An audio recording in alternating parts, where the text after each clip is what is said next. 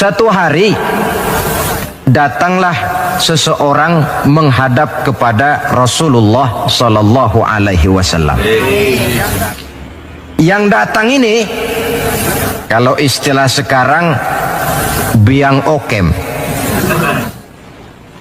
Datang dia menghadap baginda Rasul. Sesampainya di sana, dia bilang, "Ya Rasul, bagaimana? Saya ini mau masuk Islam, boleh apa tidak?" Boleh. Lalu dia mengucap 2 kalimat syahadat. Setelah selesai mengucap 2 kalimat syahadat, dia berkata lagi, "Ya Rasul, saya sekarang sudah masuk Islam." Bagus. "Saya cinta Islam." Bagus. "Saya juga cinta kepada Anda ya Rasul." Bagus. "Cuma saya juga cinta kepada dosa ya Rasul. Terus terang saja saya ini suka judi, saya suka zina, dan saya senang mabuk.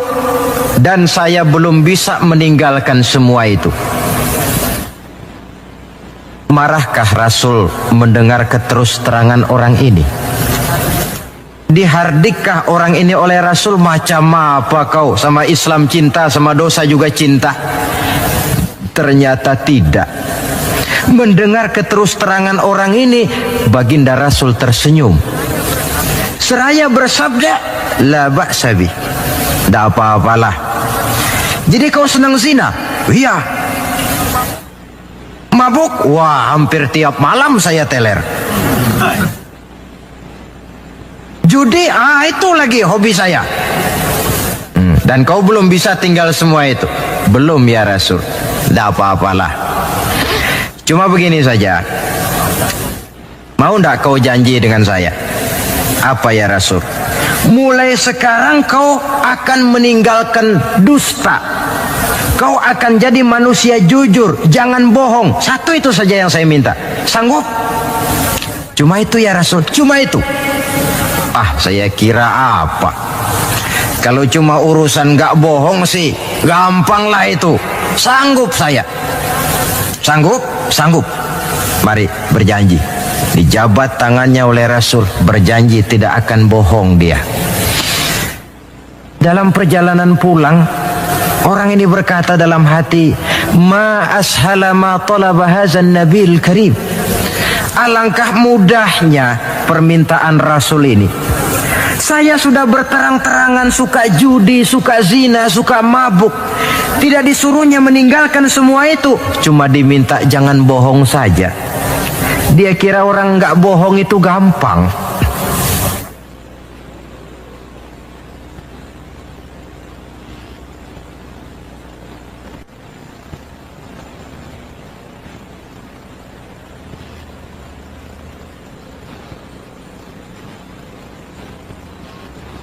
Padahal, saudara, Nabi Ibrahim itu satu hari pernah nangis. Allah tegur Ibrahim, "Kenapa nangis kamu ini?" Kata Nabi Ibrahim, "Ya Allah, bagaimana saya tidak nangis? Saya ingat-ingat Nabi Adam itu dosanya cuma 1, tidak boleh makan buah khuldi, dia makan. Kau begitu murka, kau usir dia dari surgamu. Saya ini ya Allah, seumur hidup saya pernah 3 kali bohong. Bagaimana saya mengharap surgamu?" Itu yang bikin saya nangis. 3 kali seumur hidup, 3 kali bohong. Nabi Ibrahim nangis. Kita ini 1 hari 17 kali bohong, nyengir aja, gak ada nangisnya.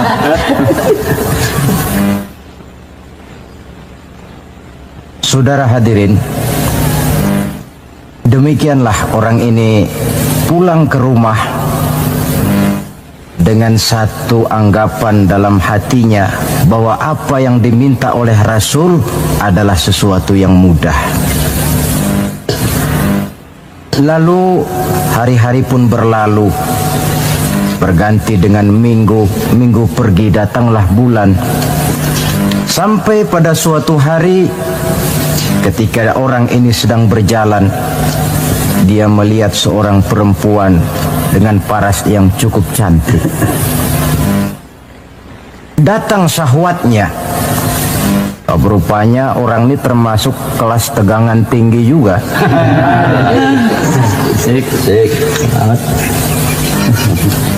Dibawanya perempuan itu ke dalam rumah. Hampir terjadi perbuatan zina. Nyaris dia ingat janjinya. Iya, saya ini kan sudah janji dengan Rasul tidak mau bohong. Nanti kalau saya bertemu Rasul lalu saya ditanya, kamu zina apa enggak sekarang? Saya harus jawab bagaimana? Kalau saya bilang iya, tentu hukum berlaku. Kalau saya bilang tidak, artinya saya bohong. Padahal saya sudah berjanji tidak mau bohong. Peranglah antara bisikan iman dan bisikan nafsunya. Ternyata kemudian bisikan iman ini menang. Tidak jadi dia lakukan perbuatan zina itu. Lain waktu dia melihat sesuatu yang indah menawan, terdetik dalam hatinya mau mencuri. Sudah dia ulurkan tangan hendak mencuri itu, ingat lagi, saya sudah janji dengan Rasul tidak mau bohong. Kalau satu hari saya bertemu beliau ditanya saya kau mencuri apa tidak, bagaimana saya harus menjawab? Saya katakan iya, tentu hukum berlaku. Kalau saya bilang tidak, artinya saya bohong. Perang lagi iman dan nafsunya. Akhirnya iman menang, tidak jadi dia mencuri. Begitulah orang ini tiap kali mau melakukan kejahatan, ingat janjinya kepada Rasul bahwa dia tidak mau bohong. Sampai akhirnya dia tidak pernah jadi melakukan berbagai macam kejahatan. Paling akhir dia datang menghadap Rasul, ya Rasul sodakta, ya Rasul Anda benar. Kenapa? Yang Anda minta cuma satu, jangan bohong. Tapi rupanya itu pokoknya ya Rasul. Saya ternyata tidak berkutik. Sampai paling akhir dia menjadi salah seorang sahabat yang terbaik dari baginda Nabi. Sebab apa? Hanya diminta meninggalkan bohong oleh Rasul. Ini pola dakwah yang dilaksanakan oleh Rasul dengan cara bijaksana. Processingnya melalui tahapan yang sesuai dengan kemampuan orang. Contoh lain, satu hari datanglah seorang sahabat melapor, halaktu ya Rasulullah, wahai Rasul celaka saya ini. Ma'ahlakaka, apa yang bikin kamu celaka? Dia bilang, waqa'tu ala imra'ati fi Ramadan. Saya lagi puasa Ramadan, saya nggak tahan sama istri saya itu. Lalu nyelonong ya Rasulullah. Rupanya pengantin baru ini. Kata Rasul, nyelonong bagaimana? Ya nyelonong-nyelonong. Kalau memang begitu, bayar dendanya. Apa dendanya ya Rasul? Bebaskan budak. Waduh, saya tidak punya budak ya Rasulullah. Tidak punya? Tidak punya. Puasa 2 bulan berturut-turut. Ya Rasul, tidak kuat saya. Tidak kuat? Tidak kuat. Jangankan yang 2 bulan, yang sebulan aja nyelonong. Bagaimana yang 2 bulan? Saya tidak sanggup ya Rasul. Kalau memang tidak sanggup juga, beri makan 60 fakir miskin, 1 orang 1 mud. Ya Rasul, jangankan memberi makan 60 fakir miskin, istri saya ini di rumah 1 hari masak, 3 hari libur. Saya ini orang susah. Lagi pula saya pikir orang ini kebangetan juga, sudah melarat sama larangan kok berani. Rasul tersenyum kemudian masuk ke dalam kamar. Keluar lagi beliau membawa sekeranjang kecil kurma. Kalau kau memang tidak punya apa-apa, bawa pulanglah ini, sedekahkan kepada orang-orang miskin di kampungmu sebagai pembayar dendamu. Ya Rasulullah, apa lagi? Di kampung saya itu yang paling miskin saya. Bukan main. Akhirnya Rasul cuma senyum, beliau bilang, ya sudah, bawa pulanglah nih, beri makan anak istrimu di rumah. Sudah melanggar larangan, dapat korma pula. Pola kebijaksanaan semacam ini menunjukkan elastisitasnya watak Islam itu. Tidak kalau sudah begitu ya mesti begitu. Kita sajakan besarnya lewat tahapan. Begitu lahir kita cuma minum air susu ibu. Meningkat besar sedikit baru kita makan pisang. Bila sudah besar lagi, agak besar lagi, baru bubur. Sudah besar betul, baru makan nasi.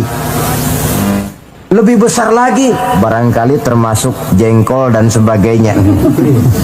Bayangkan kalau orang begitu lahir sudah dikasih jengkol, itu tidak bijaksana kan, akan rawan akibatnya.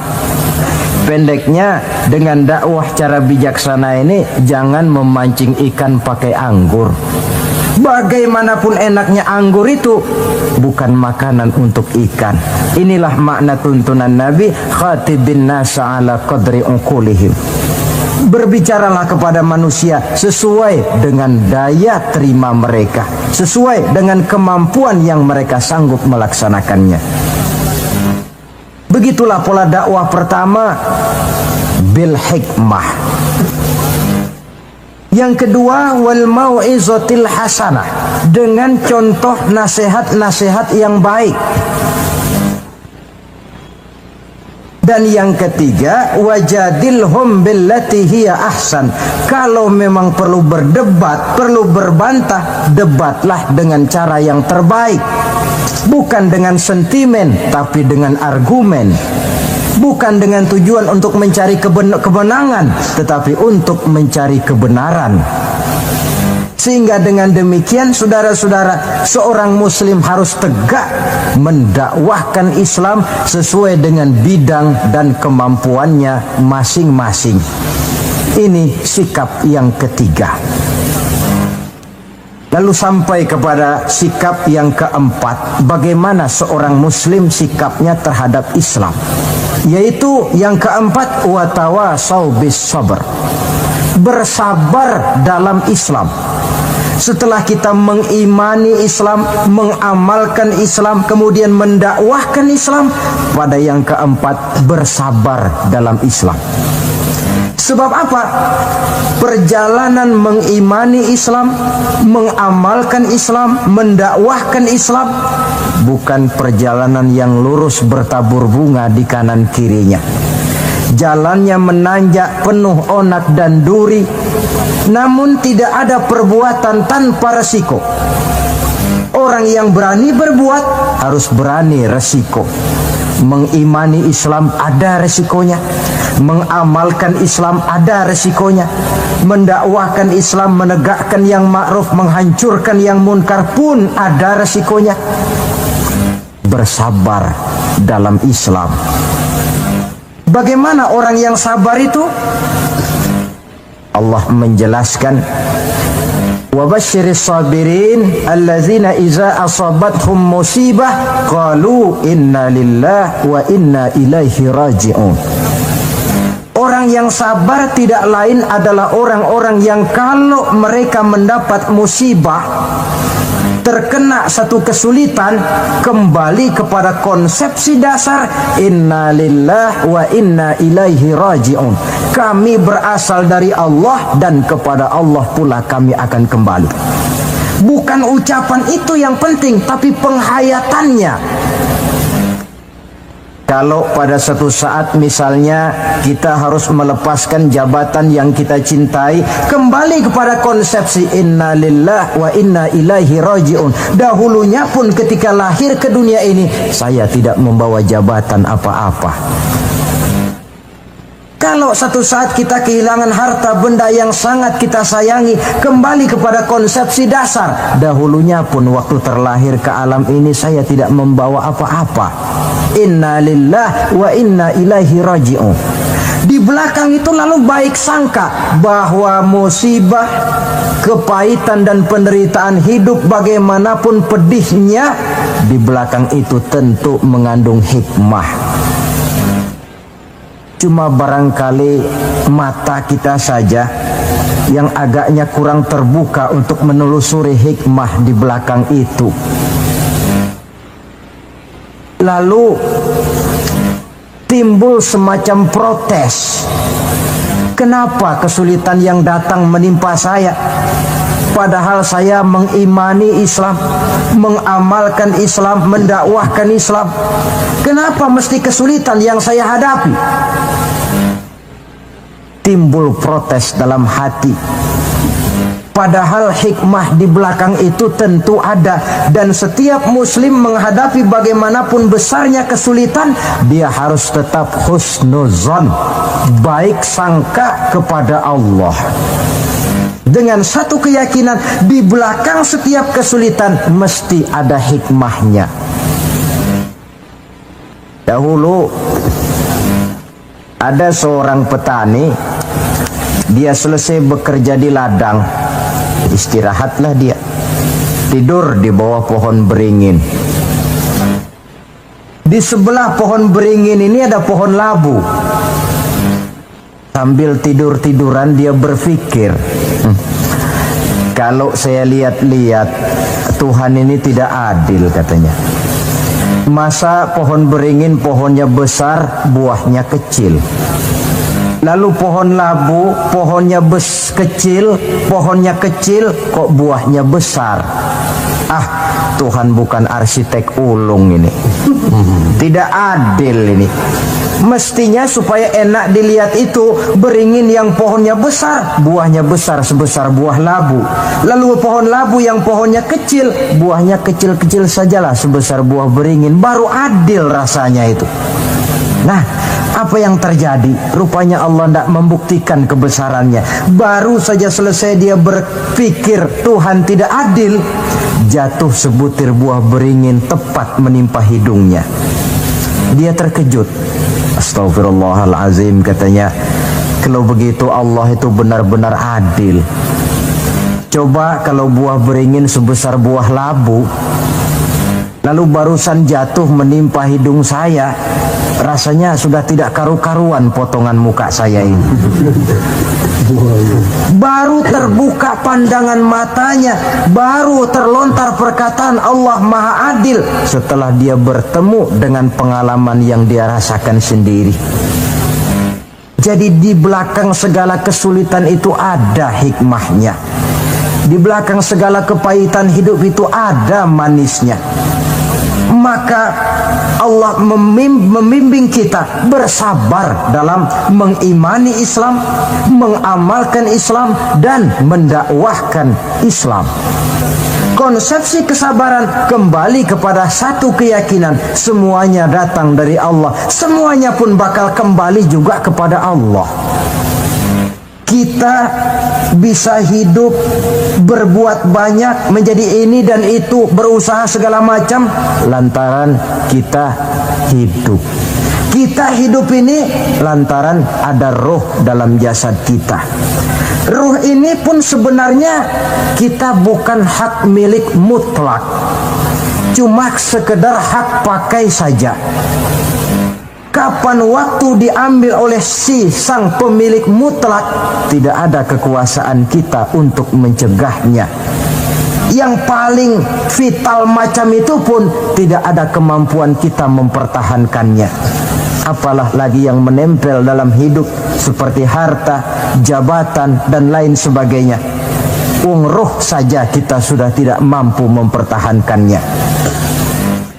Saudara hadirin yang berbahagia, maka keuntunganlah yang akan diperoleh bagi mereka yang sabar, tabah, ulet, dan tahan uji menghadapi segala macam ujian dan cobaan di dalam dia mengimani, mengamalkan, dan mendakwahkan Islam. Barangkali orang bertanya, kenapa sih kok orang-orang yang beriman saja yang kelihatannya banyak sekali diuji? Nah, itulah yang masalahnya memang. Justru yang beriman yang diuji. Lagi pula kalau tidak ada imannya, yang mau diuji apanya dong? Tidak ada. Dalam logika sehari-hari jelas saja yang ulangan itu anak sekolah. Kalau tidak sekolah, kira-kira ulangan apa tidak? Ya. Kan tentu tidak. Mau naik kelas berapa, mau sekolah saja tidak. Justru yang beriman itu yang diuji, yang hidupnya mengimani Islam, mengamalkan Islam, mendakwahkan Islam. Makin tinggi kualitas iman, makin berat cobaan dan ujian itu. Sehingga Allah menjelaskan, ahasiban nasu ayyutraku ayyakulu amanna wa hum la yuftanun. Adakah manusia menyangka mereka akan dibiarkan saja mengatakan amanna, kami mengimani Allah, kami mengimani Islam, wa hum la yuftanun, padahal mereka belum diuji lebih dahulu. Artinya, jikalau kita sudah berani berkata saya iman kepada Allah, saya mengimani Islam dengan sepenuh keyakinan, siap-siaplah menghadapi cobaan dan ujian. Dan yang namanya cobaan ini tidak selalu yang berbentuk susah. Wa nabluukum bil khairi wasyarri, kata Allah, kami akan coba, kami akan uji kamu dengan yang enak dan dengan yang tidak enak. Jadi bukan cuma sakit cobaan, sehat juga ujian. Bukan cuma miskin ujian, kaya pun cobaan. Tidak punya uang, cobaan. Banyak uang, ujian. Tapi kan belum pernah kita dengar ada orang bilang, Pak, saya lagi diuji oleh Allah. Kenapa? Uang saya lagi banyak, Pak. Belum ada orang berkata macam begitu. Kalau sudah bangkrut, pailit, nah barulah dia merasa diuji Allah. Dan dalam kenyataan banyak orang lulus ketika diuji dengan kemiskinan, tapi gagal berantakan setelah dia dicoba dengan kekayaan. Banyak yang ingat Allah dikala dia sakit, dan manakala dia sudah sehat, Allah pun dilupakan. Ketika miskin dia hamba Allah, setelah kaya pindah menjadi hamba harta. Ketika dia orang biasa, dia hamba Allah. Naik pangkat, punya jabatan, pindah budak pangkat, budak jabatan. Tidak sesuai lagi antara ucapan dan perbuatannya. Baik, barangkali kita bercermin dari kehidupan seorang nabi, yaitu Nabi Ayub alaihi salam. Beliau ini orang kaya. Iblis itu paling tidak senang kalau ada orang baik. Dia lapor, wahai Allah, hambamu yang namanya Ayub ini dia rajin ibadah cuma karena kaya saja kau berikan harta. Coba kalau dia bangkrut, jatuh miskin, rasanya dia berhenti ibadah. Ah, Iblis, aku tahu Ayub itu hambaku yang ikhlas. Saya buktikan ya Allah, silakan. Turunlah iblis ke alam ini. Mula pertama yang dia rusak adalah harta benda Nabi Ayub. Sawah ladang dibikin rusak, binatang ternak binasa. Sehingga dalam waktu relatif singkat jatuhlah Nabi Ayub dari orang paling kaya menjadi orang paling miskin. Kalau orang miskin jadi orang kaya, itu rasanya tidak terlalu, ya paling-paling lupa diri. Tapi kalau sudah dari kaya, tahu-tahu jatuh miskin, ini yang kalau kurang-kurang kuat kan bisa mengalami semacam mental breakdown, mengalami komplikasi. Waktu itu Nabi Ayub sedang ibadah di mihrab dalam masjid, datang iblis. Saudara Ayub, iya. Sedang ibadah ya? Iya. Menyembah Allah? Iya. Tahu nggak kau ini? Kenapa? Allah yang sedang kau sembah ini dia sudah bikin miskin kamu. Sawah ladangmu rusak, binatang ternakmu binasa, dan kau sekarang sudah jadi orang paling miskin. Buat apa menyembah Tuhan macam itu yang sudah bikin miskin kamu? Inilah iblis ini, kepada Nabi Ayub bicaranya lain, kepada Allah bicaranya lain. Kata Nabi Ayub, benar itu. Benar. Sawah ladang saya rusak. Iya. Binatang ternak saya binasa. Iya. Dan saya sekarang jadi orang paling miskin. Betul. Kata Nabi Ayub, beliau malah tidak mengucapkan innalillah. Yang beliau ucapkan apa? Alhamdulillah alladzi a'tani wa akhadha minni. Alhamdulillah, segala puji bagi Allah yang telah memberikan harta kepada saya dan sekarang Allah pula yang mengambilnya. Allah yang memberi, Allah yang mengambil. Tidak ada masalah bagi Allah. Iblis cuman ibadah jalan terus. Kembali beliau ibadah. Keki bukan main iblis ini. Inilah sebagian dari cerminan orang yang punya fondasi dan kesadaran kepada penghayatan tentang kalimat inna lillahi wa inna ilaihi raji'un. Kadang-kadang kita cuma sekedar ucapan tanpa penghayatan. Terkena musibah, mulutnya sih tidak berhenti innalillah, innalillah, tapi nangisnya juga tidak mau berhenti. Tidak diiringi dengan kesadaran dari Allah segalanya berasal dan kepada Allah segalanya pun juga akan kembali.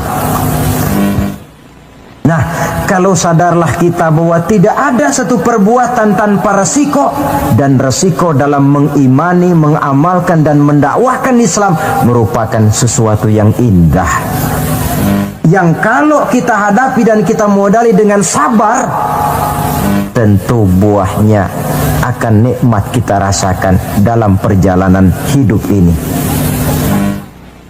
Tanpa kesabaran, maka boleh jadi usaha kita pun akan sia-sia. Bukankah Imam Ali karramallahu wajhah pernah mengatakan, haqqun bila nizamin yaghlibuhul batil binizamin. Kebenaran yang tanpa nizam, tanpa kesabaran, tanpa taktik dan strategi, dapat dengan mudah dihancurkan oleh kebatilan yang menggunakan taktik dan strategi. Tentu kita menginginkan nilai-nilai Islam ini tegak di masyarakat, tapi ini merupakan processing yang bukan seperti orang makan pisang. Hari ini dimakan, hari ini kenyang, dan hari ini juga kadang-kadang bisa keluar lagi. Perjuangan menegakkan nilai-nilai Islam ini satu proses yang panjang. Seperti juga telah dijelaskan oleh kehidupan perjuangan Nabi, para sahabat, dan selanjutnya. Tidak merupakan satu proses yang sekali jadi. Itu sebabnya ditutup surah Al-Asr ini dengan kalimat tawasau bis sabr. Hendaknya bersabar kita di dalam menegakkan sikap yang dituntut dalam surah Al-Asr itu tadi. Saudara-saudara hadirin yang saya hormati, dengan demikian 4 sikap telah saya kemukakan. Dari 4 sikap ini ternyata seorang muslim dituntut untuk menjadi pengiman Islam, pengamal Islam, dan pengawal Islam, dengan motif sabar sebagai landasan daripada perjuangan kita mengimani, mengamalkan dan mengawal Islam dengan pelaksanaan dakwah yang sesuai dengan bidang dan kemampuan kita masing-masing. Yang kita harapkan tentunya bahwa nilai-nilai keimanan kita ini mewarnai kehidupan dan menjadi warnanya hidup. Saya kira pun pembangunan akan lebih berhasil, Pancasila akan lebih aman di negara ini kalau dijaga dan dikawal oleh orang-orang yang teguh memegang agama dengan segala konsekuensinya. Mengimani agamanya dan iman itu menjadi warnanya kehidupan. Dengan kata lain, kalau iman ini sudah ikut kemanapun kita pergi dan dimanapun kita berada, itu sebenarnya sumber etika otonom. Bukankah satu bangsa yang baik selalu terdiri dari masyarakat yang baik? Masyarakat yang baik terdiri dari warga yang baik. Warga yang baik terdiri dari keluarga yang baik. Dan keluarga yang baik terdiri dari pribadi yang baik. Nah, pribadi akan menjadi baik kalau dia dikontrol oleh nilai keimanannya. Sebab apa? Puncak keimanan yang tertinggi sebenarnya tidak lain manakala seseorang sudah merasakan kehadiran Allah dekat dalam hidupnya. Kalau itu sudah dimiliki, apalagi yang lebih mampu mengontrol kita, merasakan kehadiran Allah dekat dalam hidup. Sebab itu sebagai akhir, bawalah iman ini kemanapun kita pergi dan dimanapun kita berada. Kadang-kadang iman kita ini kan cuma sekedar penunggu rumah. Pegawai negeri mau ke kantor, imannya ditaruhnya di lemari. Sudahlah iman, kau tidak ikut ke kantor. Kalau kau ke kantor nanti aku nggak bisa korupsi. Pedagang ke pasar, iman ketinggalan di rumah. So kalau iman dibawa ke pasar, katanya timbangannya tidak bisa curang. Tertinggallah iman itu di rumah. Iman yang tertanam dalam hati menimbulkan etika otonom, dan etika otonom membuat manusia selalu merasakan kehadiran Allah dekat dalam hidupnya. Kemana lagi tempat kita hendak melakukan kesalahan kalau Allah menjadi daya kontrol yang paling efektif di dalam kehidupan? Inilah yang kita bicarakan pada pertemuan kita kali ini. Semoga Allah memberikan kekuatan kepada kita. Amin. Untuk hidup tegak mengimani Islam, mengamalkan Islam, mendakwahkan Islam, dan bersabar di dalam Islam. Saya akhiri dengan satu ungkapan. Wa qad yurja li jarhi sayfi bur'un wala bur'u lima jarahal lisan. Kalau pedang lukai tubuh, masihkan ada harapan sembuh. Kalau lidah lukai hati, kemana obat hendak dicari? Untuk itu saya mohon dibukakan pintu maaf yang sebesar-besarnya. Semoga yang saya sampaikan ini ada manfaatnya. Usikum wa iyaya bitaqwallah. Aqulu qawli hadza. Wassalamu alaikum warahmatullahi wabarakatuh. Waalaikumsalam warahmatullahi wabarakatuh. Maka di zaman sekarang akhlak kita kepada Allah sering kena erosi, sering kena polusi.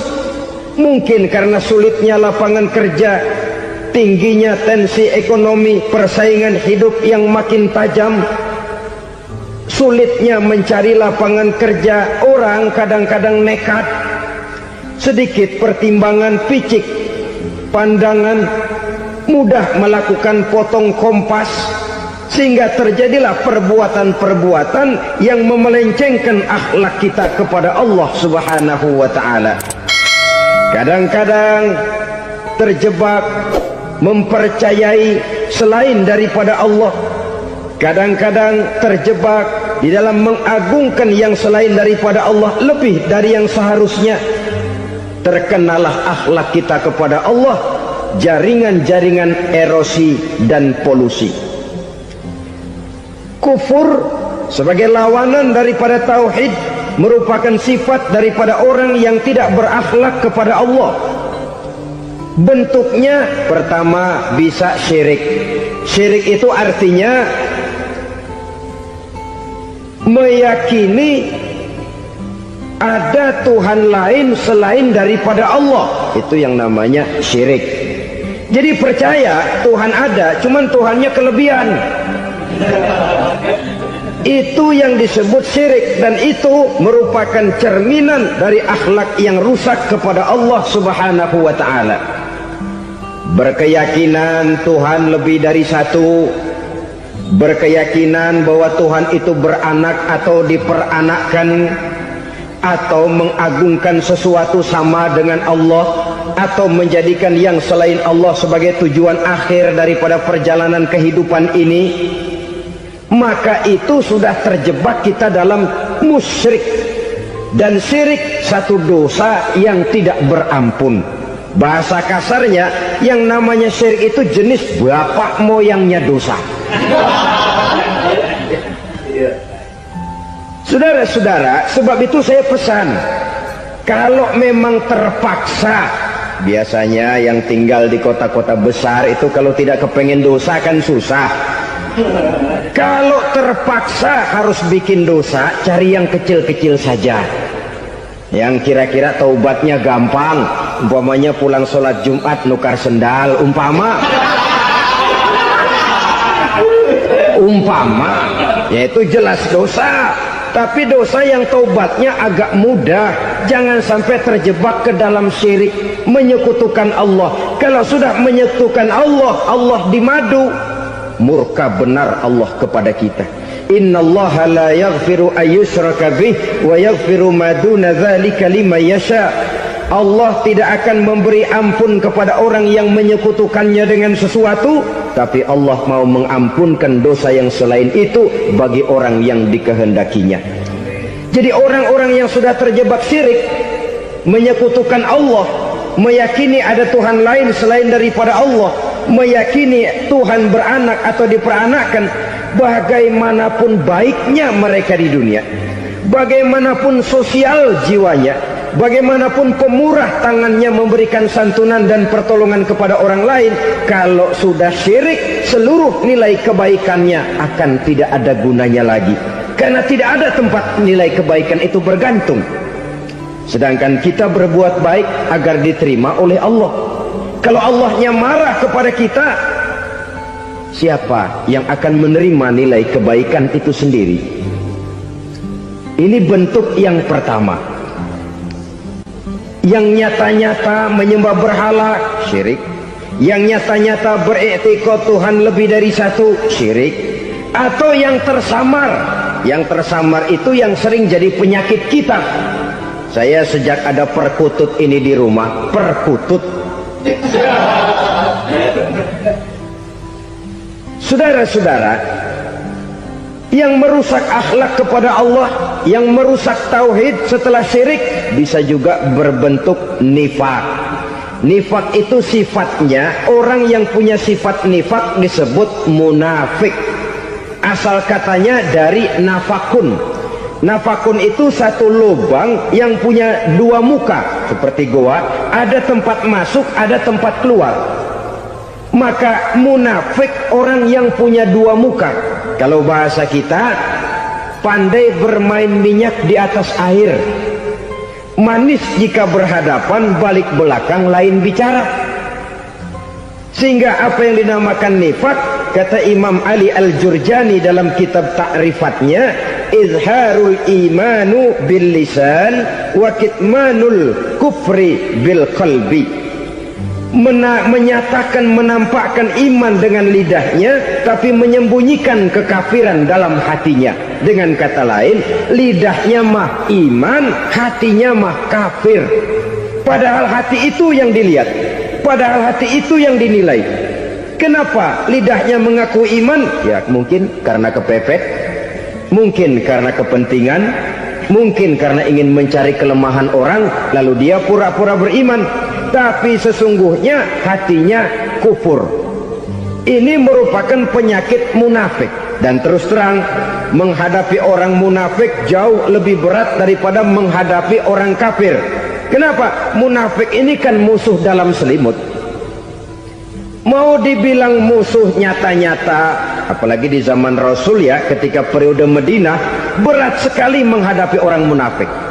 Mau dibilang kafir, kalau ketemu assalamualaikumnya medok juga. Mau dibilang mukmin, di belakang ngegerundel, nyari-nyari penyakit, nyari-nyari lantaran, mencari-cari gara-gara. Kalau kafir jelas kafirnya, kalau musyrik jelas musyriknya. Tapi munafik, di depan kita dia mengaku beriman, di belakang kita dia caci maki kita. Maka demikian rupa watak orang munafik, Allah benci betul. Sampai dalam Quran orang munafik itu divonis innal munafikin fid darkil asfal minan nar. Orang-orang munafik di dasar jurang neraka yang paling bawah, keraknya neraka. Saudara-saudara kaum muslimin rahimakumullah, sebab munafik sangat berbahaya, membahayakan umat, membahayakan agama. Di depan kita mereka ngaku pura-pura beriman, kalau pidato luar biasa memuji agama setinggi langit, menampakkan seolah-olah dia orang yang dekat dengan agama. Saudara-saudara, agama penting, agama mutlak, tapi yang ngomong begitu agamanya apa? Remeng-remeng. Cuma sekedar lipstick, cuma sekedar dekorasi, cuma sekedar kamuflase buat ngibuli orang lain. Dia mengaku beragama, mengatakan agama mutlak, menganggap agama penting, seolah-olah memperhatikan benar tentang tatanan kehidupan beragama, tapi sebenarnya di hatinya tidak lebih berkecamuk penyakit-penyakit kufur. Maka sifat munafik ini termasuk menodai tauhid, artinya merusak akhlak kita kepada Allah Subhanahu wa ta'ala. Sifat yang ketiga yang juga merusak akhlak kita kepada Allah dinamakan riddah. Riddah itu sifatnya, orang yang punya sifat riddah disebut murtad. Murtad keluar dari Islam. Keluar dari Islam tentu tadinya di dalam Islam. Oleh satu perbuatan dia bisa menjadi murtad. Misalnya tadinya dia iman benar kepada Allah, tapi melarat. Kadang-kadang sehari masak, 3 hari libur. Akhirnya oleh kesulitan ekonomi dia tidak kuat. Ada yang menawarkan kebaikan, dibawain supermi, dibawain obat-obatan, diberikan beras. Goyah imannya, keluar dia dari Islam, ikut agama orang yang memberikan pertolongan kepadanya, memilih kesenangan sebentar dengan mengorbankan kebahagiaan yang kekal. Maka orang semacam itu riddah sifatnya, murtad orangnya, keluar dari Islam. Dan yang menyebabkan kita murtad bukan cuma orang nyata-nyata memproklamirkan diri keluar dari Islam tapi lalu mengikuti agama orang lain. Bukan cuma itu, mengakui ada Rasul lagi sesudah Nabi Muhammad bisa menyebabkan kita murtad. Mengingkari nikmat Allah bisa menyebabkan kita murtad. Meyakini semua agama benar bisa menyebabkan orang menjadi murtad. Meragukan kesempurnaan dan kelengkapan Al-Quran bisa menyebabkan orang jadi murtad. Mengingkari sunnah bisa menyebabkan orang menjadi murtad. Banyak hal-hal yang bisa mendatangkan penyakit riddah dan membuat pelakunya menjadi murtad. Dan ini menodai akhlak kita kepada Allah Subhanahu wa ta'ala. Itu tadi kufur iman, saudara-saudara. Nyata-nyata mengingkari Allah, baik dalam bentuk syirik, nifak ataupun riddah. Kufur yang kedua dinamakan kufur nikmat. Apa itu kufur nikmat? Sitru nikmatil mun'im au ya'malu fi mukhalafatil mun'im. Menutup-nutup nikmat Allah atau melakukan perbuatan yang menentang, bertentangan dengan kehendak yang memberikan nikmat. Jadi kufur nikmat pertama, nutup-nutupin Tuhan. Tuhan jalingin. Duit lu banyak amat, dari mana? Gua kerja. Lalu kerjanya nomor 1. Orang yang berakhlak kepada Allah, dia akan menjawab, kamu uangnya kok banyak, dari mana? Rizki dari Allah. Caranya, saya kerja. Kerja itu cara, rizki itu dari Allah datangnya. Bukankah di zaman sekarang kita sering terpeleset? Ini merupakan cerminan dari rapuhnya akhlak kita kepada Allah Subhanahu wa ta'ala.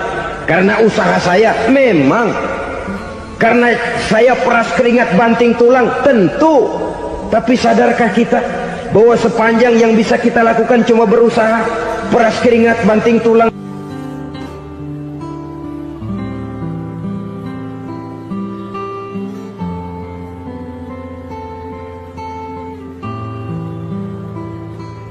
Soal rizki, soal jodoh, soal maut, kitakah yang mengatur? Kitakah yang menentukan? Subhanallah. Manusia sungguh tidak berdaya menghadapi 3 hal paling pokok ini. Rezeki, kita cuma bekerja. Kitakah yang menentukan? Tidak. Kita berusaha saja rezeki belum pasti dapat, apalagi kalau kita tidak berusaha. Jangan terjebak dalam fatalisme, belum perang udah nyerah. Emang dasar rezeki datangnya dari Tuhan, gak usah kerja, dan ntar juga kalau dia datang. Dari mana datangnya? Kerja saja belum tentu dapat rezeki, apalagi kalau tidak kerja. Yang jelas usaha perlu kepastian, itu urusan Allah. Ini akhlak kepada Allah Subhanahu wa ta'ala. Jodoh juga begitu. Kita berusaha, kita berupaya, Allah menghendaki lain jadinya. Maut juga begitu.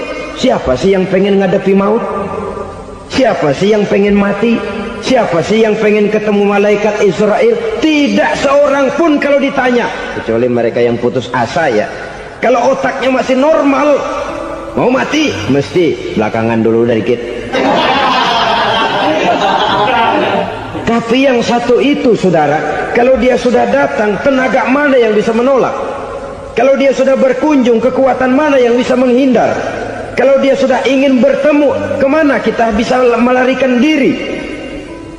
Manusia sepanjang yang dia lakukan hanya berusaha, tapi kepastian, ketentuan dari Allah Subhanahu wa ta'ala. Orang yang kufur nikmat, nutupin Allah. Dia merasa rezekinya adalah mutlak peras keringatnya, seolah-olah Allah nggak punya peranan apa-apa di situ. Oh, ini kan saya bisa rumah begini karena saya kerja keras.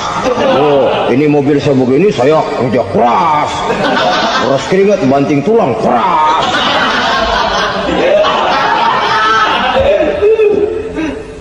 Saudara-saudara kaum muslimin rahimahkumullah, jadi menutupi Allah. Akibatnya nanti kalau dia berhasil, Allah ketutupan. Kalau dia gagal, orang lain dicaci maki, dicari kambing hitam. Yang kambing hitam kan mahal, karena orang sering cari-cari kambing hitam. Jarang orang mau jujur kalau bertemu kesulitan lalu mencari sebab pada dirinya sendiri. Yang paling enak ya nyalain orang. Lo begitu. Orang lain yang paling enak kita salahin. Au ya'malu fi mukhalafatil mun'im, atau dia melakukan sesuatu yang tidak sesuai dengan kehendak yang memberikannya nikmat. Diberikan kita tangan, mulut sih nggak berhenti, terima kasih Tuhan, alhamdulillah saya dikasih tangan. Cuma nih tangan enteng mat nabokin orang lu. Itu sudah mukhalafatul mun'im, bertentangan dengan kehendak yang memberikan nikmat. Diberikan harta, mulutnya mah basah, terima kasih Tuhan, alhamdulillah dikasih harta, tapi pelitnya minta ampun, kikir koret medit. Ini juga termasuk kufur nikmat, mempergunakan suatu nikmat bertentangan dengan kehendak daripada yang memberikan nikmat itu sendiri. Saudara-saudara kaum muslimin rahimakumullah, oleh karenanya kufur iman memang lebih bahaya daripada kufur nikmat. Tapi jangan lupa, kufur nikmat bisa menyeret orang kepada kufur iman. Nah kalau Allah udah dialingin, Tuhan sudah dinomor duain, lama-lama kenapa dia tidak mendewakan dirinya sendiri, mendewakan pangkatnya, mendewa-dewakan otaknya, mendewa-dewakan kemampuannya? Pada awalnya dia memang cuma kufur nikmat, tapi lambat laun kalau ini tidak diobati secara pasti, orang akan mengarah kepada kufur iman. Bisa berbentuk syirik, bisa berbentuk nifak, bisa berbentuk riddah. Saudara-saudara, oleh karena itu menjaga akhlak kepada Allah mutlak penting. Sebab apa? Kita tidak berakhlak kepada manusia saja, kita dikucilkan dari pergaulan.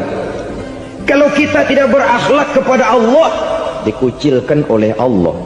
Hadis qudsi menyatakan, man lam yashkur ala na'mai wa lam yasbir ala balai falyakhruj min tahtis samai falyatlub rabban siwaya. Kata Allah, siapa orang yang tidak mau bersyukur terhadap nikmat yang aku berikan kepadanya dan tidak mau sabar terhadap ujian yang aku berikan kepadanya, falyakhruj min tahtis samai, persilahkan saja keluar dari kolong langitku, waliyatlub rabban siwaya, tolong cari Tuhan lain selain daripada aku. Murka Allah, diusir, cuman gak kedengeran aja. Siapa yang tidak mau syukur terhadap nikmatku, siapa yang tidak mau sabar terhadap ujian yang aku berikan kepadanya, persilahkan keluar dari kolong langitku ini, cari Tuhan lain selain aku. Nah, langit Tuhan yang punya, Tuhan kita lawan, diusir dari kolong langit, mau pindah ke kolong mana?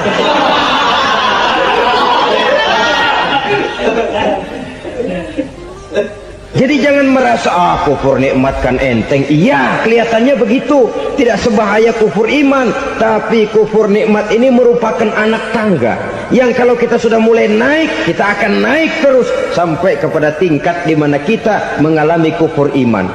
Kalau sudah ke sana, maka akhlak kita kepada Allah terkenalah erosi, terkena polusi, hancur akhlak kepada Allah, dan itulah sumber kesengsaraan abadi. Kalau cuma kita tidak berakhlak kepada manusia, barangkali resikonya cuma kehidupan di dunia ini. Mungkin juga ada kehidupan akhirat. Tapi kalau sudah tidak berakhlak kepada Allah, dunia akhirat kita rugi dan celaka. Maka pada kesempatan ini saya mengajak, marilah jaga baik-baik akhlak kita kepada Allah. Satu kali kita bertauhid, sampai mati kita bertauhid. Satu kali la ilaha illallah, jangan tergelincir lagi kita keluar daripada kalimat itu.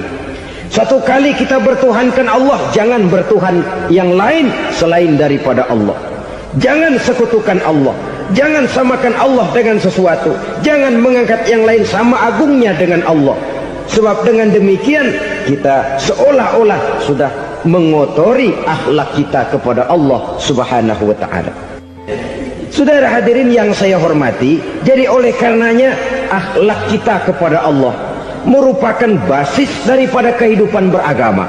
Kalau itu sudah mulai rapuh, mulai terkena erosi dan polusi, mulai rusak, dikhawatirkan nanti nilai ibadah kita kepada Allah juga akan turut ambruk karenanya. Saudara-saudara kaum muslimin rahimakumullah, tugas yang kedua, memperbaiki akhlak manusia kepada sesama manusia. Kita tahu Islam sesuai dengan namanya adalah agama damai. Maka akhlak manusia kepada sesama manusia menempati porsi yang penting dalam kehidupan beragama. Bagaimana seorang muslim bergaul, bertata krama terhadap sesama manusia. Mari kita lihat lebih jauh persoalannya. Untuk memudahkan pembicaraan dari kacamata agama, kita kelompokkan saja manusia itu dalam dua. Pertama yang seiman, dan yang kedua yang tidak seiman. Yang tidak seiman itu kita sebut saja kufur atau kafir. Nah, kepada yang kafir pun kita diajarkan untuk berakhlak, apalagi kepada yang memang nyata-nyata seiman, sekeyakinan, seakidah. Kemanapun Islam datang, ke negara manapun ia masuk, ia tidak menaburkan kerusakan. Jadi tidak benar kalau orang pernah itu menggambarkan, saking sentimennya seorang orientalis pernah menggambarkan Nabi Muhammad di tangan kirinya Quran, di tangan kanannya pedang, menggambarkan seolah-olah Islam dikembangkan dengan kekerasan. Sebenarnya tidak sama sekali. Kalaupun dalam sejarah perkembangan Islam pernah terjadi perang, maka perang dalam Islam sesungguhnya, apabila kita amati sejarahnya, bukan untuk memaksakan agama, karena memang agama tidak bisa dipaksakan, tetapi justru untuk mempertahankan agama dari segala macam hambatan, rintangan, hinaan dan fitnahan. Tapi kemanapun yang jelas Islam masuk, dia tidak pernah membuat kekacauan, kerusuhan ataupun penghancuran. Candi Prambanan bahkan dipugar, Gereja-gereja tidak ada yang dihancurkan oleh umat Islam. Kenapa? Islam agama damai. Soal agama, soal lakum dinukum waliyadin, la ikraha fid din, qad tabayyana ar-rusdu minal ghayy. Tidak ada paksaan dalam beragama, sebab nyata yang benar dengan yang tidak benar. Belum pernah ada orang kafir masuk ke perkampungan orang Islam lalu dikejar-kejar, diteriakin kafir, kafir, sunatin.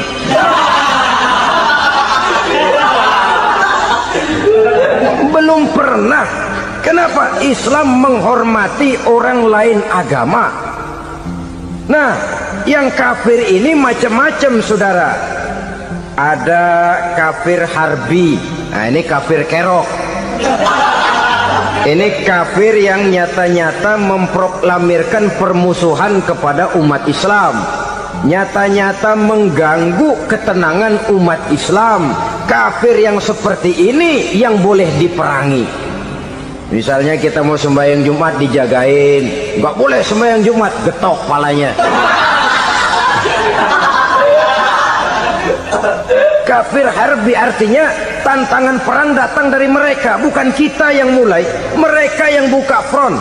Prinsipnya umat Islam tidak boleh mencari-cari musuh, tapi pun tidak boleh lari kalau ketemu musuh. Musuh jangan dicari, ketemu jangan lari. Karena itu kesan seolah-olah umat Islam ini teroris, umat Islam ini destroyer, umat Islam ini sering menimbulkan keonaran, kerusakan. Sungguh satu fitnahan yang sangat keji. Umat Islam adalah umat yang cinta damai. Islam di masa perkembangannya masuki Eropa melalui Selat Gibraltar, Jabal Tariq, memasuki Spanyol. Islam tidak pernah meruntuhkan gereja. Islam tidak pernah membunuh orang-orang Nasrani. Bahkan Islam mewariskan peradaban dan kebudayaan yang begitu tinggi nilainya di bidang ilmu pengetahuan. Sampai ketika itu Barat banyak mengkaji ilmu pengetahuan dari dunia Islam. Buku-buku berbahasa Arab diterjemahkan ke bahasa Yunani, dipelajari oleh para cendekiawan di negeri Barat sana. Mereka mengambil manfaat yang banyak dari masuknya Islam ke Eropa. Sementara gereja tetap berdiri dengan megahnya. Kuil-kuil tempat peribadatan tidak satupun yang diusik-usik. Kenapa? Islam agama yang cinta damai. Asal dia tidak diganggu, asal kehormatannya tidak dihinakan. Jadi kafir harbi, kafir yang nyata-nyata nantang perang, ngajak berkelahi. Itu kafir yang nyari penyakit. Kafir harbi ini boleh diperangi dengan catatan mereka yang memang mulai. Yang kedua kafir zimmi. Kafir zimmi, kafir yang hidup di tengah mayoritas muslim, tapi mereka mau hidup dengan aman, damai, tenang. Mereka wajib dilindungi. Bahkan Nabi pernah memberikan satu jaminan, man aza zimmiyan faqad azani. Siapa yang mengganggu orang kafir zimmi sama saja dengan mengganggu saya. Kehormatannya dijaga, harta bendanya dilindungi, anak istrinya pun dilindungi. Dan ini jadi kenyataan. Saudara bisa lihat di negara-negara yang mayoritas penduduknya beragama Islam, orang-orang kafir di luar Islam hidup dengan tenang, aman, damai. Di Saudi Arabia, di luar tanah haram, di luar Mekah dan Madinah, banyak orang-orang kafir mencari nafkah. Mereka tenang, aman, dilindungi undang-undang. Begitu di Mesir, begitu di negara Indonesia yang berdasarkan Pancasila ini. Kehidupan beragama menimbulkan gairah, rukun, tenang, aman, damai, sepanjang tidak saling ganggu, tidak saling usik, menghargai orang yang sudah beragama, tidak menjadikan penganut suatu agama sebagai sasaran dari dakwah agama lainnya. Saudara-saudara kaum muslimin rahimakumullah. Jadi memang oleh Al-Quran kita dianjurkan asyidda 'alal kuffar ruhama bainahum. Tegas kepada orang kafir, kasih sayang kepada sesama muslim. Tapi tegas bukanlah berarti marah-marahan, bukan berarti musuh-musuhan, bukan ngajaki perang. Tegas dalam arti punya garis tentang kehidupan beragama, lakum dinukum waliyadin. Soal kehidupan sosial, mari kerjasama. Bangun jalan, ayo rame-rame. Siskamling, mari bebarengan. bikin puskesmas, mari sama-sama. Tapi kalau sudah soal agama, itu tidak perlu ada toleransi agama. Yang perlu toleransi antar umat beragama. Kalau umatnya mau kerjasama silakan, tapi tidak menyangkut soal ibadah. Jangan kerjasama di bidang ibadah. Itu kerjasama yang salah pasang, saudara-saudara. Sehingga dengan demikian toleransi adalah menyangkut kehidupan antar umat beragama. Sedangkan agama sendiri punya kapling yang nyata. Sehingga dengan demikian tegas kepada orang kafir dalam arti kita punya satu kepribadian, tidak ngambang. Enggak, lalu kalau ditanya orang, sebenarnya agama lu apa sih? Ah, gua mah gimana musimnya aja. Agama pakai musim kayak rambutan. Akhirnya ya begitu, musim-musiman. Ke masjid kelihatan, ke gereja hayo, ke candi nongol, ke apa? Bingung malaikat bagaimana nyatetnya nih bocah ini. Di mana aja ada. Kita punya satu kepribadian. Saya Muslim dan garis saya ini, lakum dinukum waliyadin. Bagi Tuhan persilakan agama Tuhan, bagi kami agama kami. Kami hormati Tuhan, Tuhan hormat kepada kami. Tapi soal agama, kaplingnya jelas. Kerjasama, mari urusan muamalah, bidang sosial. Yuk kita sistemling sama-sama dengan orang lain agama. Mari jaga kerukunan, kesatuan, persatuan, kekompakan. Perbaiki jalan yang rusak, mari sama-sama. Mendandani jembatan yang runtuh, mari sama-sama. Tapi sembahyang, kaplingnya lain-lain. Sebab Nabi juga dulu pernah ditawarkan begitu loh sama kafir jahiliyah dulu, Quraisy itu. Sudah Muhammad, sekarang begini saja, kita join aja daripada marah-marahan. Hari ini saya oke, menyembah Tuhanmu Allah. Besok gantian kamu menyembah Tuhan kita, Latta, Uzza, Manat dan Hubal. Turun, qul ya ayyuhal kafirun la a'budu ma ta'budun. Soal ibadah kaplingnya jelas, tidak boleh dicampur adukkan. Sebab kalau tidak, kita akan mulai kehilangan identitas diri. Dan disitulah krisis kehidupan keyakinan beragama dimulai. Dari krisis identitas. Hujan gede kan mulainya gerimis dulu. Di mana-mana ya gerimis dulu. Gerimis makin lama makin gede. Kita akan mulai dengan kehilangan identitas diri. Dari sana nanti kita malu mengakui keislaman kita. Kalau orang Islam malu mengakui keislamannya, ini kan ironi, menyedihkan. Ngakui Islamnya saja malu, menonjolkan keislamannya malu. Tidak ada rasa bangga beragama. Padahal ini modal dasar. Hanyalah dengan rasa bangga beragama kita lalu konsekuen. Bangga yang tidak konsekuen, wah pokoknya kan gua kan Islam, agama yang paling benar. Tapi hidupnya sendiri jauh dari tuntunan Islam. Itu bangga yang tidak beralasan, bangga yang tidak perlu dibanggakan sebenarnya. Kebanggaan yang membuat kita konsekuen dan dekat dengan kehidupan beragama. Jadi dengan demikian saudara-saudara, kepada non-muslim kita juga harus berakhlak. Bukankah ini sudah dicontohkan oleh Rasul? Bagaimana beliau disambiti orang di Taif, yang menyambiti malah didoakan. Bagaimana Suraqah mau membunuh beliau, malah Suraqah didoakan. Bagaimana Abu Jahal dan Abu Lahab saking mangkalnya. Ini Abu Jahal pernah gali lubang di kamarnya sendiri, di depan tempat tidurnya. Setelah dia gali lubang, ditutupin pakai keraras korma. Lalu dia tarik selimut, belagak meriang. Dia pesan pesuruhnya, bilangin Muhammad encangnya meriang. Pamannya sakit, minta ditengokin. Nabi dengan segala husnuzonnya berangkat nengokin. Abu Jahal dari balik selimut ngintip. Ah, itu dia Muhammad, itu dia tuh. Dia tuh masuk Dani, masuk. Mulai di jalan, seneng Abu Jahal. Nah, terus dah. Begitu ke pelosok, masuk ke lubang, gue pendem terus lalu. Memang niatnya mau mencelakakan Nabi.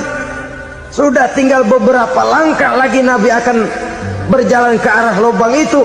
Malaikat Jibril ngasih tahu, Muhammad, Abu Jahal pamanmu cuma pura-pura sakit. Di depan tempat tidur itu ada lubang sudah dia gali untuk menjerumuskan kamu. Sudah, balik pulang. Balik badan Nabi. Sudah hampir mau melangkah, kakinya malah muter pulang. Abu Jahal yang lihat Nabi sudah hampir jatuh, nggak jadi, balik pulang. Lupa kalau lagi sakit. Udah Muhammad buruan sini. Ke pintu, dia kejar. Dia lupa sama lubang yang dia gali. Begitu dia kejar, dia yang kepelosok masuk ke dalamnya. Sejak saat itu ada pepatah, man hafara hufratan waqa'a fiha. Siapa yang suka nggali lubang, dia sendiri bakal terpelosok ke dalamnya. Jatuh dia ke lubang yang dia gali. Padahal ya paling banter 2 atau 3 meter paling dalam. Dari dalam lubang itu dia teriak-teriak, Muhammad, tolongin, pamanmu kecebur. Kasih tahu Muhammad, kasih tahu. Datang lagi lah pesuruhnya, Muhammad, pamanmu Abu Jahal kecebur, minta tolong diangkatin. Sudah diulur tambang, habis sambung lagi, nggak bisa sampai. Masa iya cuma kamu yang bisa nolong? Apa yang dilakukan Nabi? Balik mau nolongin. Akhlak. Kita kalau ada orang gali lubang buat nyeburin kita, dia sendiri yang kecebur. Goro gua kagak lemin loh. Mati sekalian dah. Nabi mah enggak, balik nolongin tuh Abu Jahal. Kenapa paman kecebur? Iya Muhammad, tolong, tambang udah diulur-ulur, sambung-sambung nggak sampai. Aduh kasihan paman nih, pegang tangan saya. Nabi cuma ulurin tangan, nyampe dipegang oleh Abu Jahal. Diangkat ke atas. Nyampe atas, apa kata Abu Jahal? Tambang bergulung-gulung nggak nyampe, kamu cuma pakai tangan doang kok bisa Muhammad, hebat banget sihirmu. Mukjizat dia bilang sihir, udah ditolongin nyelak lagi, kan yang enak kita injak palanya. Orang dulu bilang wah katanya nolongin anjing kejepit, udah selesai ditolongin malah yang nolong digigit. Saudara hadirin yang saya hormati, kepada orang-orang kafir kita harus berakhlak, menghormati mereka, tidak memaksakan satu keyakinan dalam batas-batas yang ditolerir oleh agama, yaitu pada masalah-masalah sosial dan muamalah. Itu kepada non-muslim, apalagi kepada sesama muslim. Baik akhlak kepada orang tua, akhlak kepada guru, akhlak kepada jiran atau tetangga, itu semua termasuk dalam akhlak kepada sesama manusia. Akhlak kita kepada orang tua, kadang-kadang kita orang timur ini ketularan orang barat. Engkongnya dianggap CS, salaman main kedet aja halokong, engkongnya bahalo di bengong. Saudara-saudara kaum muslimin rahimakumullah, akhlak yang tua kepada yang muda, akhlak yang muda kepada yang tua, kepada jiran dan tetangga, kepada sanak famili dan handai tolan, pendeknya kepada sesama muslim. Tetangga ada haknya, ada hak tetangga yang kalau kita berakhlak itu harus dipenuhi. Contoh kecil, kalau saya beli radio, itu saya dong boleh berpikir, ini radio saya beli pakai uang saya setel di rumah saya, sekeras-kerasnya ada apa sama orang lain? Radio gua, yang beli gua pakai duit gua, gue setel di rumah gue, ada urusan apa sama orang lain? Itu kalau menurut saya. Tapi tetangga sebelah saya kan bisa juga ngomong begitu. Mata gue yang ngantuk, gue tidur di rumah gue, kenapa suara radio lu masuk kemari? Ketika itulah lalu kebebasan saya nyetel radio dibatasi oleh kebebasan tetangga saya yang mau tidur. Ini sudah akhlak namanya. Umpamanya lagi ada Nabi ajarkan, iza tobakhta maraqatan fa'akthir ma'aha wa ta'ahad jiranaka. Kalau kamu masak sayur, banyakin kuahnya, bagiin tetangga kamu. Bukan bagiannya itu yang jadi soal, tapi akhlak kepada tetangga. Udah tahu tetangganya kelaparan, diseksa, goreng ikan asin, se-RW baunya ngayap, kembang kempis orang nungguin. Saudara hadirin ma'asyiral muslimin rahimakumullah, Jadi dengan demikian, kalau sudah kembali kepada orang-orang yang nilai imannya sama dengan kita, apapun organisasinya, apapun baju yang mereka pakai, kaos yang mereka pakai, jaket yang mereka pakai, kalau sudah seakidah, seiman, jaga akhlak kita. Pendapat boleh berbeda, kaos boleh tidak sama, jaket boleh beraneka warna, bendera boleh beragam-ragam, tapi ukhuwah Islamiyah ini utamakan. Adalah lebih baik mencari persamaan dalam kehidupan dan bukan memperbesar perbedaan.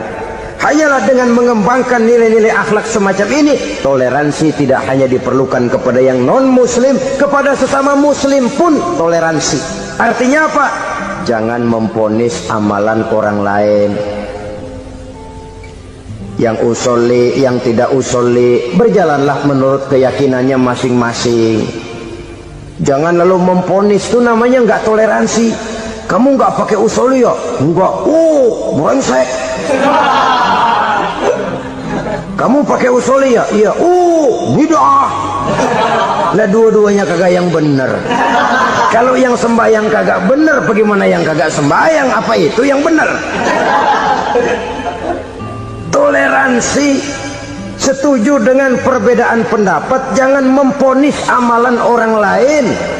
Karena kita hanya beramal, hak menerima adalah Allah Subhanahu wa ta'ala. Jangan sebentar-bentar mencap bid'ah dolalah, finnar, neraka. Kayaknya neraka kapling orang tuanya kali. Gampang bener masukin orang ke neraka. Kita kadang-kadang bisa toleransi dengan orang luar, tapi kepada sesama muslim toleransi tidak sanggup kita adakan. Mengklaim merasa kita yang benar, orang lain salah semua, itu tidak toleransi namanya. Mentang-mentang jadi ustadz, nih satu-satunya ustadz di sini ya, semuanya mesti ngaji kemari. Kalau nggak ngaji kemari, Islamnya kurang tapi benar. Toleransi, saudara-saudara kaum muslimin rahimakumullah, lapang dada menghargai orang yang berbeda pendapat, apalagi kalau perbedaan pendapat itu menyangkut hal-hal yang tidak prinsipil, menyangkut hal-hal yang sekunder dalam kehidupan beragama, menyangkut masalah-masalah yang dalam bahasa fikih disebut soal-soal furu'iyah. Tidak usah menyebabkan kita bersih tegang.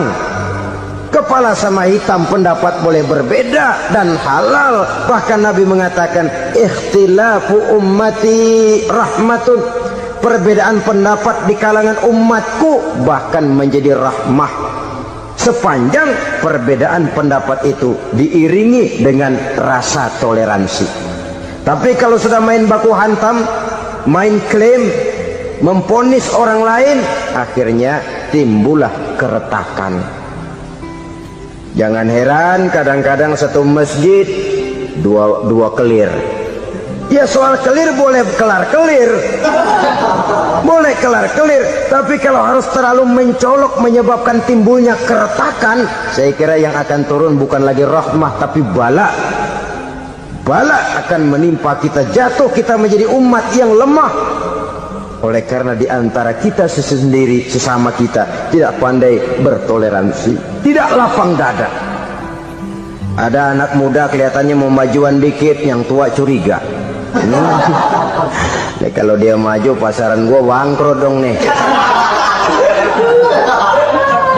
Lalu ditekan tuh anak ditekan melejit. Kadang-kadang yang tua maksudnya baik, mau memelihara, yang muda salah terima. Kan tua kejemur.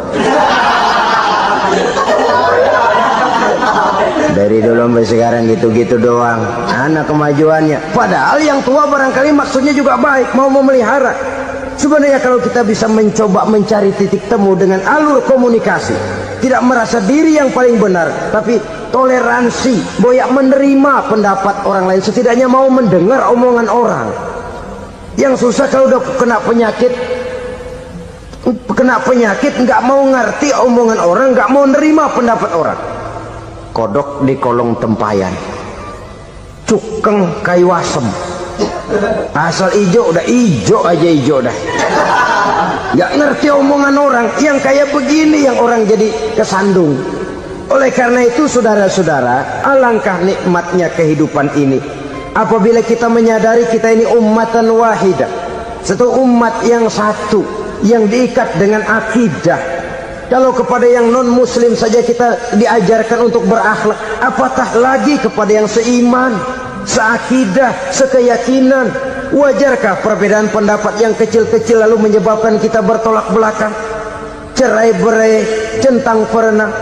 Bila bertemu di jalan yang satu menyisih ke kiri, yang lain menyingkir ke kanan. Kalaupun juga bercampur di tengah kumpulan orang banyak, persis air dengan minyak. Yang atu melengos, yang atu madep mojok. Orang lain senyum, dia mau pada manyun. Saudara-saudara kaum muslimin rahimakumullah, realita ini walaupun tidak enak, pahit, tapi masih hidup di sebagian masyarakat kita. Ini yang perlu kita atasi. Soal toleransi kepada orang lain, sejarah sudah membuktikan. Mari kita jangan cuma bisa mengajak orang lain, umat lain untuk bertoleransi dengan kita, tapi kepada sesama kita. Toleransi ini perlu kita tegakkan, perlu kita bina, terutama di dalam kita menuju bentuk ideal daripada konsep ukhuwah Islamiyah ini, yang memang selalu kita akan cari bentuk-bentuk idealnya sejalan dengan perkembangan situasi dan kondisi yang dihadapi oleh umat. Perbedaan organisasi, perbedaan kepentingan organisasi tidak seharusnya menyebabkan kita merasa meremehkan orang lain dan mengangkat diri, mengklaim diri sebagai yang ter. Jadi dengan demikian, apabila yang pertama tadi akhlak kepada Allah dinamakan hablum minallah, maka yang kedua ini merupakan hablum minan nas. Jikalau baik akhlak kita kepada Allah, baik akhlak kita kepada manusia, nikmat rasanya menjalani kehidupan. Kadang-kadang orang akhlaknya kepada manusia baik, tapi kepada Allah tidak baik. Hormat sama yang tua, menyayangi yang muda, sama tetangga rukun, tapi sama Tuhan nggak mau sujud. Ini baik kepada manusia, tapi tidak berakhlak kepada Allah. Atau sebaliknya, sujudnya sama Allah mah tekun, bener, khusyuk, bahasanya juga fasih, luar biasa. Tapi sama manusia sombong, takabur, ujub, merasanya dia doang yang paling benar. Sebab iblis itu ya, itu kadang-kadang datang lewat hati, dan memang selalu markasnya di situ. Kalau dia tidak bisa menggoda kita dengan yang lain, dia tumbuhkan sifat ujub. Dia bisikin, wah memang di kampung ini yang paling banyak ibadahnya ente, yang lain mana, lihat tuh kerocok semua.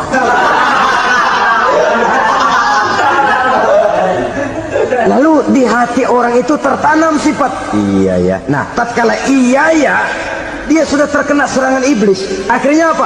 Orang lain diremehin. Asalnya nggak mau sembahyang, ya diajak salaman dan najis aja dah.